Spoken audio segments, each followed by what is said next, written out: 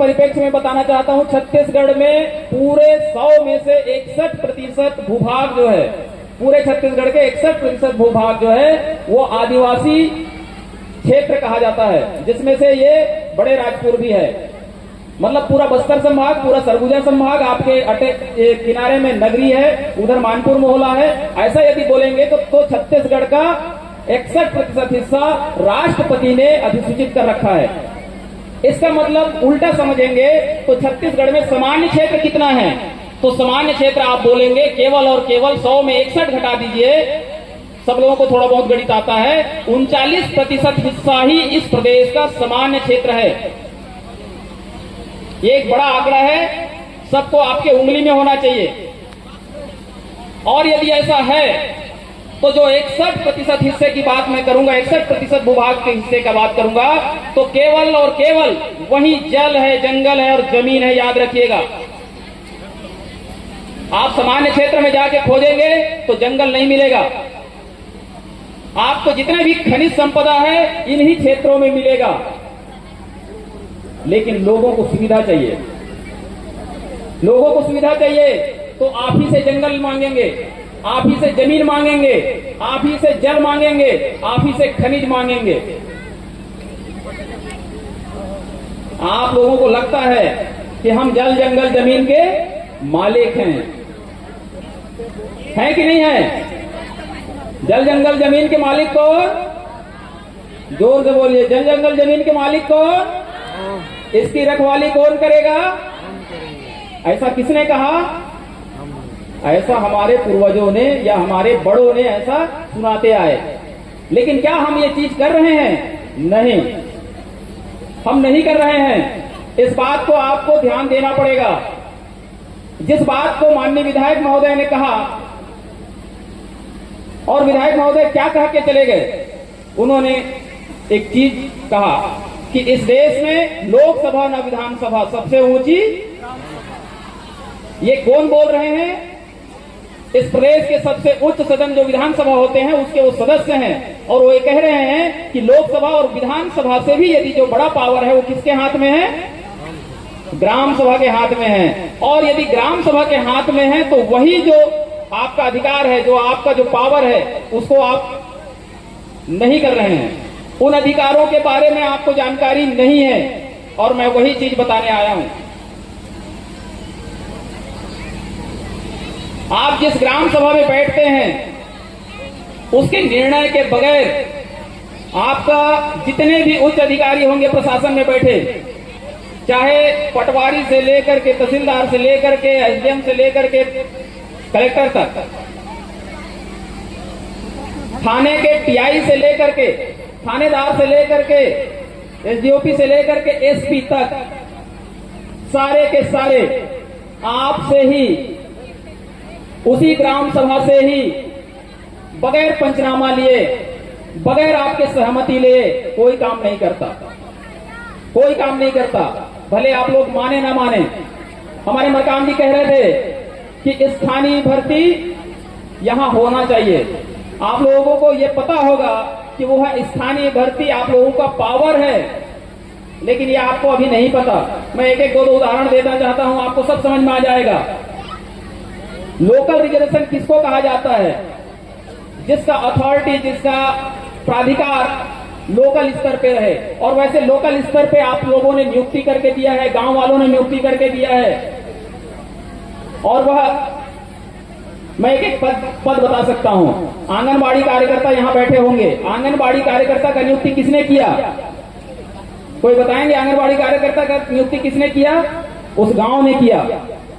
आंगनबाड़ी सहायिका का किसने नियुक्ति किया? उस गांव ने किया।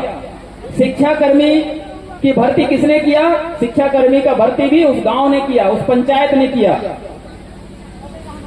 आपको पता है क्या कोई गांव वाले उस आंगनबाड़ी कार्यकर्ता को, क्या उस सहायिका को, क्या वो शिक्षा कर्मी को आप लोग वेतन देते हैं? क्या वो गांव वेतन देता है? क्या नहीं। इसका मतलब समझना, जो विधायक महोदय बोल के गए वो सही बोले, वो जानते हैं, इसीलिए विधानसभा में बैठे हैं। केवल ये बात आपको जानना चाहिए, क्योंकि नियुक्ति करने का अधिकार आपको है। सरकार उनको वेतन दे रही है, उसका नियंत्रण करने का भी अधिकार आपको है। सारे ग्राम सभाओं को, जितने भी शासकीय क्षेत्र के सार्वजनिक उपक्रम के संस्थान हैं, चाहे वो आंगनबाड़ी हो, चाहे स्कूल हो, चाहे लेम्स हो, चाहे स्वास्थ्य केंद्र हो, ये सारे के जितने भी सरकारी कर्मचारी होंगे, उन सारे का नियंत्रण आपके हाथ में है। मैं आप लोगों को पूछना चाहता हूं, कितने लोगों को ये बात पता है? एक का भी हाथ खड़े नहीं होगा, क्योंकि ये पावर आपको है। और यदि आप ऐसे बोलेंगे तो मैं ऐसा कई कागज दिखा दूंगा। इसीलिए विधायक महोदय बोल के गए, आपको आपका पावर नहीं पता। ठीक है, जिस दिन आपको आपका पावर पता होगा, उस दिन सारा अधिकार आपके हाथ में होगा। मैं एक उदाहरण देना चाहता हूं आपको समझ बनाने के लिए। आप लोग रैली करते हैं, धरना करते हैं, ठीक है ना? बड़े राजपुर में प्रशासन का जिला मुख्यालय में धरना दे देते हैं, और ज्यादा से ज्यादा हुआ तो चक्का जाम कर देते हैं। किसके लिए करते हैं? आपका डिमांड क्या रहता है? डिमांड यही रहता है कि जल जंगल जमीन के मालिक हम हैं, हमें आप जंगल दे दो, आप हमें जमीन दे दो। मैं मंच में जितने भी हमारे पुरोधा बैठे हैं, आप सब लोगों से पूछना चाहता हूं, क्या जो जंगल है वो कोंडा गांव में है क्या, जिसको आप मांग करने गए हैं? नहीं। क्या वो जंगल जिसको आप मांग करने गए हैं तहसील ऑफिस में, क्या वो तहसील ऑफिस में जंगल है क्या? नहीं। इसका मतलब क्या समझ रहे हैं? हम जो डिमांड कर रहे हैं, हम जो ज्ञापन दे रहे हैं, हम गलत जगह पे मांग कर रहे हैं, वो सही जगह नहीं है। भाई तहसीलदार जंगल देगा क्या आपको? कोई भी बता दें, जिसके पास जंगल ना हो कैसे आपको जंगल दे सकता है? जंगल है उस गांव में, जंगल है जिस गांव में आप लोग रहते हैं। इसका मतलब सरकार ने कहा, केंद्र सरकार ने भी कहा और राज्य सरकार ने भी कहा कि वह जंगल के मालिक आप हैं। ऐसा कहां लिखा है बोलने से मैं ऐसा कई कागज दिखा दूंगा। उस जंगल के प्रबंधन का अधिकार आपको है, लेकिन ये आप मान नहीं रहे हैं। उल्टा एक कागज बनाते हैं और उसी अधिकारी के पास जाते हैं जिसके पास जंगल नहीं है, और कहते हैं कि साहब ये कागज ले लो और हमें जंगल दे दो। याद रखना, ये सरकार किससे चलती है? सरकार चलती है कागजों से। याद रखना, सरकार किससे चलती है? कागजों से। और कागज आपके हाथ में है, और जंगल किसके पास में है? आपके पास में है।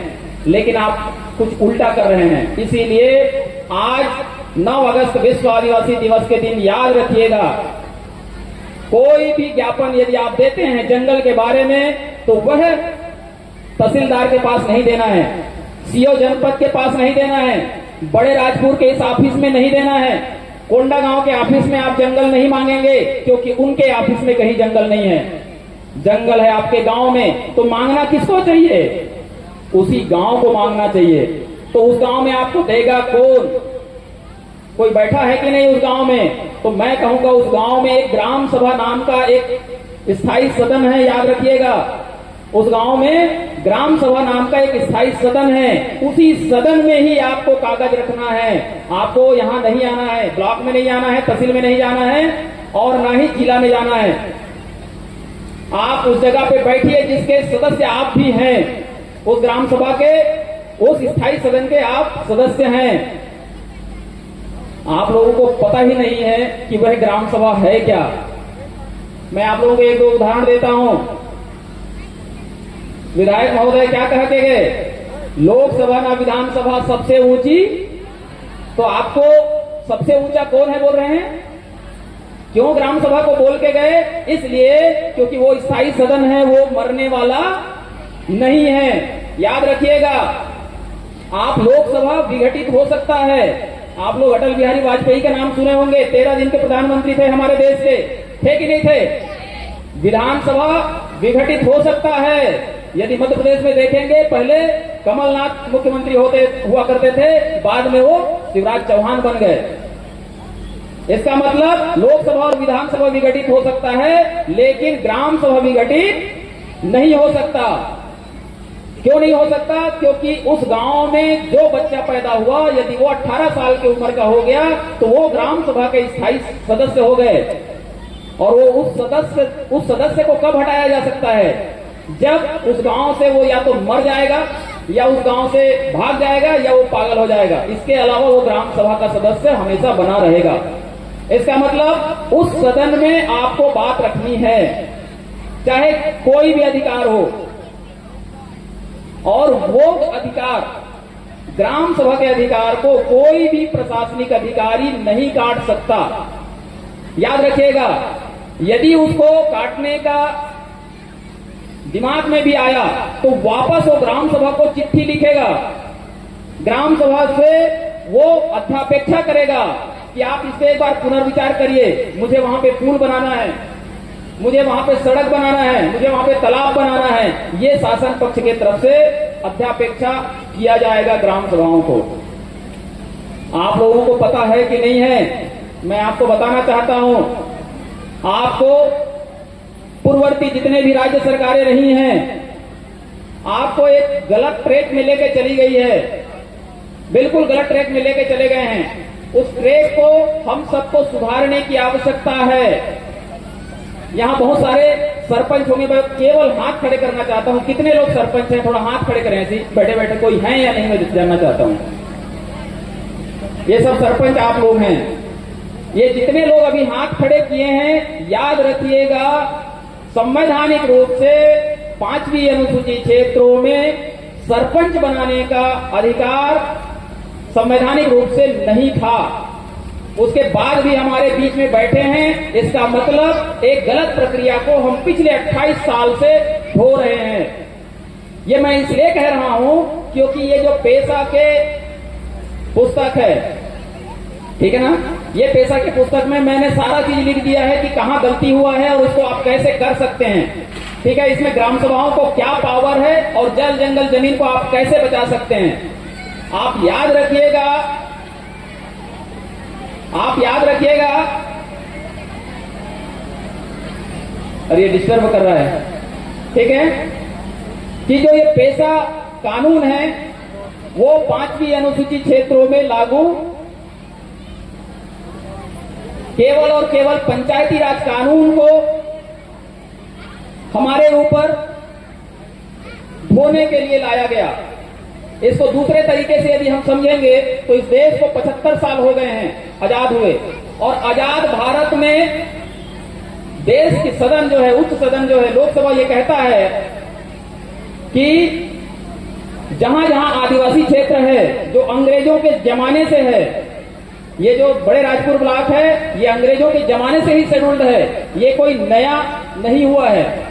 तो जो अंग्रेजों के जमाने से जो आदिवासी क्षेत्र थे, उन क्षेत्रों में किसी भी प्रकार का जो त्रिस्तरीय पंचायत व्यवस्था है, यदि वो लागू कर देंगे हम, एक्चुअल में जो पंचायती राज व्यवस्था है जिसमें जनपद पंचायत, ग्राम पंचायत और जिला पंचायत होते हैं, ये जो त्रिस्तरीय पंचायत व्यवस्था है ये बड़े राजपुर ब्लॉक में लागू नहीं होगा। ऐसा करके 1993 में संविधान में ही ऐसा लिख दिया गया, 1992 में लिख दिया गया, और 93 में इसी को लेकर के जब पंचायती राज कानून बना तब उस कानून को आपसे अलग रखा गया। इसीलिए मैंने कहा कि जितने भी सरपंच हैं वो आप यहां नहीं बन सकते, ठीक है ना, लेकिन आपको बना दिया गया है। इस बात को आपको समझना चाहिए। मैं एक दूसरी बात कह रहा हूं जिसको आप लोगों को बहुत देर बाद समझ में आएगा, क्योंकि 28 साल हो गए हैं उस गलती को हम स्वीकार कर रहे हैं। जब एक ही गलती को बार बार, एक ही झूठ को बार बार यदि बोल दिया जाए तो सबको लगता है कि हाँ यही सच है, और हमको लगता है कि जितने सरपंच बैठे हैं यही हमारे लिए सच है। मैं एक दूसरा सच आपके सामने रखना चाहता हूं।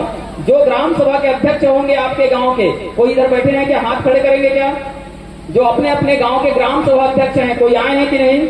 हाथ खड़े करेंगे क्या? किसी को पता है किधर है? आप हैं एक जन ग्राम सभा के अध्यक्ष, इसके अलावा कोई नहीं है यहाँ ग्राम सभा के अध्यक्ष।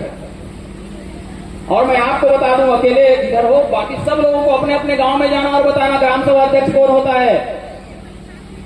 जो विधायक महोदय कह के गए वो सबसे बड़े पावरफुल पद है वो उस गांव का, उसको विधानसभा के सदस्य भी और लोकसभा के सदस्य भी सिरे से खारिज नहीं कर सकते। यहां बहुत सारे विभागीय अधिकारी कर्मचारी बैठे होंगे, अलग अलग विभाग के लोग बैठे होंगे, ठीक है ना। आप लोगों को बता दूं कि वो पेशा कानून केवल 1.5 पन्ने का कानून है, और ये पूरे मेरी जानकारी में स्वतंत्र भारत में केवल एक ऐसा कानून है जो 1.5 पन्ने का कानून है, लेकिन वो सारे कानूनों से बड़ा कानून है। वो सारे कानूनों को बदलने की बात करता है। और अब कैसे बड़े कानूनों को बदलने की बात करता है? यदि ग्राम सभा में कोई भी लड़ाई झगड़ा होगा, चाहे जमीन बंटवारा का हो, चाहे भाई बंटवारा का हो, चाहे लड़ाई झगड़ा किसी भी मामले में हो, तो वह जो निपटारा करने का जो अधिकार है, विवादों का निपटारा करने का जो अधिकार है, वह ग्राम सभा को है, थानेदार को नहीं है। याद रखिएगा, यदि कोई पुलिस विभाग के हैं, याद रखिएगा, थानेदार को झगड़ा या विवाद निपटाने का अधिकार नहीं है। विवाद निपटाने का अधिकार केवल और केवल ग्राम सभा को है। ग्राम सभा ही तय करेगा। यदि आपका झगड़ा नहीं निपटता तब वो पुलिस करता क्या है? वो विवादों का निपटारा नहीं करता, एक प्रकरण बनाता है और सबूत तय करता है और सबूत निकाल के केवल कोर्ट में पेश करता है। इतना ही काम है पुलिस का। पुलिस आपके विवादों को निपटारा नहीं करता, लेकिन सारे निपटारा करने का यदि अधिकार है तो वह गांव में शांति और न्याय समिति को है। लिख लीजिए, बोल लीजिए, शांति और न्याय समिति। ऐसा कहां है बोलने से? छत्तीसगढ़ सरकार का एक गजट का कॉपी है मेरे हाथ में। छत्तीसगढ़ सरकार ने 2022 में, पिछले 9 अगस्त 2022 को ये अधिकार आपको दे दिया कि आपको लड़ाई झगड़ा होंगे तो पुलिस के पास नहीं जाना है, लड़ाई झगड़ा हो गए तो कोर्ट के पास जाने की जरूरत नहीं है। ऐसे जितने भी ग्राम सभा अध्यक्ष हैं, उनकी अध्यक्षता में गांव के 11 लोगों का एक कमेटी बना हुआ है, और वो कमेटी मरेगा नहीं। जैसे पंचायत बॉडी केवल 5 साल में रहता है, पंचायत बॉडी 5 साल में मर जाता है, मतलब बदल जाता है। ये जो स्थायी बॉडी है, जो स्थायी समिति है, वो नहीं मरने वाला। इसका मतलब जो भी विवादों का निपटारा करना है वो आप गांव में ही बैठ के कर सकते हैं। लेकिन ये बात आपको नहीं पता, इसलिए सारे प्रकरण पुलिस के पास आते हैं। और मैं बताना चाहता हूं, यदि यहां कोई पुलिस के अधिकारी होंगे, पुलिस विभाग के होंगे कर्मचारी, तो ये बात तय कर लें कि आप सीधे प्रकरण को ना लें थाने में। ये बात उस गांव का, जिस गांव से झगड़ा हुआ है, आप उसको रिफर करिए ग्राम सभा को। ये मैं पुलिस वालों को कहना चाह रहा हूं, पुलिस विभाग को कहना चाह रहा हूं इस मंच के माध्यम से, क्योंकि उनको ये नहीं पता है। और इस मंच के माध्यम से चाहूंगा कि पुलिस विभाग को ये आज के बाद ये कागज उनको सौंप दें। वो जो 1.5 पन्ने का कानून है, उसमें क्यों इतना पावर है कह रहा हूं, क्योंकि आईपीसी का धारा हुआ करता था, आज वो बदल गया है। जो आईपीसी की धारा है, उसके भी धाराओं को सुनने का अधिकार ग्राम सभाओं को दिया गया है। यदि अधिकारी कर्मचारी होंगे तो मेरी बातों को एकदम बारीकी से सुनिएगा। आईपीसी की धारा, जो अंग्रेजों के बनाए हुए कानून थे, उन कानूनों को भी सुनवाई करने का अधिकार ग्राम सभाओं को दिया गया है। ये छोटा मोटा पावर नहीं है। मैं ऐसा इसलिए कह रहा हूं क्योंकि आईपीसी की धाराओं पे कभी भी एफआईआर होता था और चालान पेश होता था कोर्ट में, तो वह कोर्ट में सुनने के लिए केवल 2nd क्लास जज की आवश्यकता पड़ती है। आप और मैं नहीं सुन सकते। और यदि उसी को ये कानून कह दे, ये पेशा कानून कह दे कि ये ग्राम सभा बैठ के आईपीसी की धाराओं पे भी सुनवाई करे, इसका मतलब वो छोटा मोटा पावर नहीं है। सरकार आपको न्यायिक अधिकार देना चाहता है, राज्य सरकार आपको न्यायिक पावर देना चाहता है। लेकिन आप लोग बताएं मुझे, गांव के जितने लोग आए हैं, मैं जो बात कह रहा हूं आप लोग पिछले 2 सालों से कर रहे हैं क्या? नहीं। वो इसलिए क्योंकि मेरे तरीके का कोई भी व्यक्ति आपको ये बात नहीं बताया है। तो ये बात होना चाहिए कि नहीं होना चाहिए? इस मन से होना चाहिए। क्योंकि भाई हम, यदि भाई बंटवारा हम झगड़ा हुए तो पुलिस क्यों प्रकरण बनाए, या मैं पुलिस के पास क्यों जाऊं? जब कुछ भी पुलिस यदि प्रकरण बनाता है, यदि कोई सबूत इकट्ठा करना होता है, तो किससे पंचनामा लेता है? वो गांव वालों से ही लेता है, अपने से, अपने मर्जी से नहीं बनाता। याद रखिएगा। वैसे ही आप याद रखिएगा, यदि कोई 170 खा का मामला हुआ, आदिवासी की जमीन यदि गैर आदिवासी को चला गया है, यदि कोई गैर आदिवासी छल से, कपट से, धोखा से, धड़ी से यदि ले लिए हैं जमीन गैर आदिवासी, तो वह जमीन वापस करने का अधिकार भी ग्राम सभाओं को है, मतलब आपको है। ये कोई एसडीएम के पास नहीं जाएगा। यदि एसडीएम ऑफिस से कोई अधिकारी कर्मचारी बैठे होंगे तो इस बात को नोट कर लीजिएगा इस मंच के माध्यम से। जो राजस्व के अधिकारी होंगे, चाहे पटवारी हो, तहसीलदार हो, सुन लीजिए, वो पावर अब एसडीएम के हाथ में नहीं है। तो किसके हाथ में है? ग्राम सभाओं के पास है। माननीय विधायक महोदय फोकट में नहीं बोल के गए आप लोगों को, वो बरगला के नहीं गए, वो असली बात बोल के चले गए। अब ये बात आपको समझना है कि लोकसभा और विधानसभा से सबसे बड़ा पावर आपके हाथ में है। अब क्या उस अपने अधिकारों को आप कैसे ले सकते हैं, इसके लिए 9 अगस्त है, आपको लेना पड़ेगा। और इसीलिए मैंने कहा उठेंगे, आदिवासी भारत के वास्ते उठेंगे। न्याय, समता, इंसानियत और लोकतंत्र के रास्ते वो उठेंगे। बशर्ते यह है कि आपको अपना अधिकार समझना पड़ेगा। आप जंगल किसके हाथ सौंपना चाहते हैं? मैं आपको उदाहरण देता हूं। कोरोना काल के समय को कोई नहीं भूल पाया है। कोई भूले हैं क्या? कोरोना काल का समय कोई नहीं भूल पाया है। उस समय ऑक्सीजन की कमी, ऑक्सीजन को दुकानों में लेते थे, मतलब हॉस्पिटल में ऑक्सीजन आपको लेना पड़ता था। हम यहां लेके घूम रहे हैं क्या ऑक्सीजन? यहां शुद्ध हवा है, और ये शुद्ध हवा आपको रायपुर में, दिल्ली में, मुंबई में मिलेगा क्या? नहीं मिलेगा। लेकिन यहां जंगल है, और जंगल है तो आपको शुद्ध हवा है, जंगल है तो ऑक्सीजन है, और जंगल है तो आपका जिंदगी है, आपका जीवन है। आप उस जंगल को संरक्षण करने के बजाय, उसके रखवाली करने के बजाय आप उसको दूसरे के हाथों में सौंपना चाहते हैं। और मैं ये इसलिए कह रहा हूं कि यह कानून पिछले 15 साल हो गए, वो कहता है कि जल, जंगल, जमीन के मालिक आप हैं। यदि ग्राम सभा वाले यदि दावा करेंगे तो उस दावा के मुताबिक डीएफओ, कलेक्टर और ट्राइबल एसी, ये 3 जो बड़े अधिकारी होते हैं हमारे जिले के, वो उस दावे को काट छांट नहीं कर सकते। आप जितना दावा करेंगे उतना वो लोग साइन करके आपको पट्टा दे देंगे। पट्टा बोलना नहीं चाहिए, लेकिन आप लोगों को पट्टा का आदत बन गया है, इसलिए मैं बोल रहा हूं। और मैं इसलिए बोल रहा हूं क्योंकि आप अपने जंगल पे दावा नहीं कर रहे हैं, क्योंकि उनको लगता है कि ये जंगल कोई दूसरे का है। और मैं बार बार कह रहा हूं कि वो जंगल आपका है। उस जंगल पे आप दावा करेंगे तो आपको उसका प्रबंधन का अधिकार सरकार देगी। यही बात बोल के गए विधायक महोदय। वो ग्राम सभा को इतना बड़ा पावर है, और जिस दिन कलेक्टर, ट्राइबल एसी और डीएफओ जिस दिन साइन करके एक पन्ने का टाइटल आपको दे देंगे, उसके बाद पूरा प्रबंधन आपको करना है। वन विभाग के साथी होंगे या अधिकारी कर्मचारी, तो बिल्कुल इस बात को ध्यान रखेंगे कि जो गांव का जो सीएफआरएमसी जो बना है, वन संसाधन प्रबंधन समिति बना है, वो आपके जंगलों में कैसे प्रबंधन करना है वो तय करेगा। मैं आप लोगों को पूछना चाहता हूं केवल समझाने के लिए, वन विभाग यदि वृक्षारोपण करता है तो कौन कौन से वृक्षों का रोपण करता है? मैं जनरल इधर से आया तो देखा हूं, काजू का करते हैं ना, नीलगिरी, अगेसिया। मैं पूछना चाहता हूं इस मंच को, क्या आप लोग काजू खाते हैं क्या? कोई नहीं खाता। काजू से कोई लेना देना नहीं है। कोई ये नीलगिरी के घर से घर बनाए हैं क्या? नीलगिरी पेड़ से नहीं। अगेसिया का कोई औचित्य है क्या? नहीं। लेकिन ये कौन तय करता है? वन विभाग, क्योंकि उसके पास केवल और केवल बजट आता है, और वो तय करता है कि मेरे को वृक्षारोपण करना है, और उसको आप लोग स्वीकार कर लेते हैं। और मैं ये कह रहा हूं कि ऐसा करना गलत है, कानूनन गलत है, विधिक रूप से गलत है।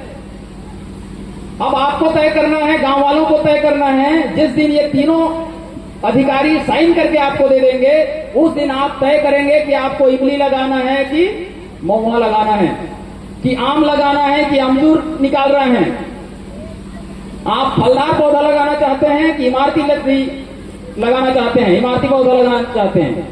ये गांव वाले तय करेंगे। ये तय करने का अधिकार आपको है।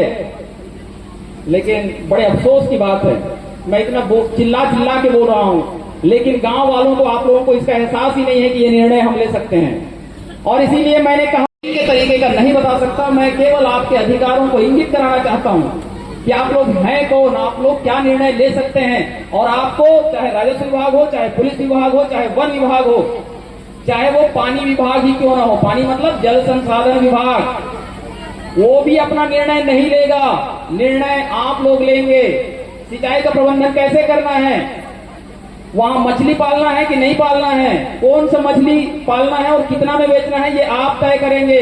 ये अधिकार आपको दे रखा है, कागजों में दे रखा है। केवल आपको उस जलाशय को अपने नाम करना है, अपना दावा करना है और उसमें आपको मछली पालन करना है या सिंचाई का व्यवस्था करना है।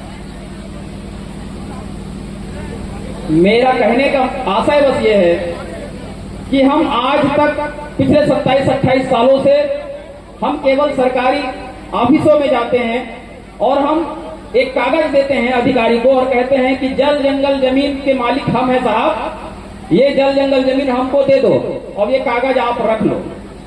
यही कहते हैं कि नहीं कहते?